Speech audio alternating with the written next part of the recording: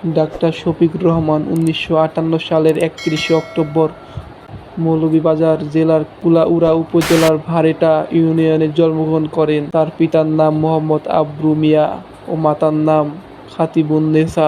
চার ভাই বোনের মধ্যে তিনি তৃতীয়। ডাক্তার শফিকুর রহমান ১৯৭৪ সালে স্থানীয় বরামচল উচ্চ বিদ্যালয় থেকে এসএসসি পাশ করেন।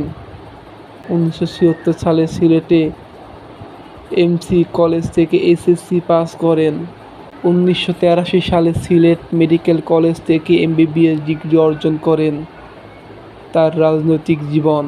ডাক্তার শফিকুর রহমান ছাত্র অবস্থায় ১৯৭৩ সালে জাসদ ছাত্রলীগের মাধ্যমে তার রাজনৈতিক জীবন শুরু করেন।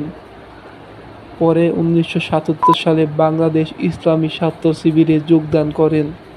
সিলেট মেডিকেলে অধ্যয়নরত অবস্থায় তিনি প্রথম উক্ত মেডিকেলের শিবিরের সভাপতি ও পরবর্তীতে সিলেট শাখার সভাপতি হন। ১৯৮৪ সালে মূল দল জামায়াত ইসলামীতে যোগদান করেন। তিনি সিলেটের আমির হিসেবে দায়িত্ব পালন করেন।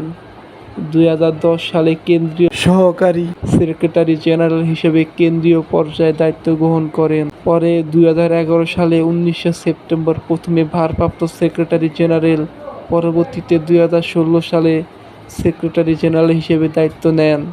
তিনি ২০১৯ সালে ১২ নভেম্বর আমির নির্বাচিত হয়ে দায়িত্ব পালন করেন জামায়াত ইসলামীর।